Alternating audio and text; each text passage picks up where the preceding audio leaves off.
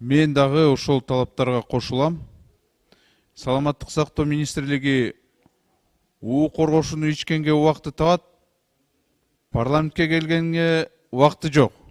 24 саат иштеп атам деп президент айтып атат ушундай. Мүмкүн 24 саат алар ушул резиденцияда отуруп атышат да. Бияка келип отчетту берсин.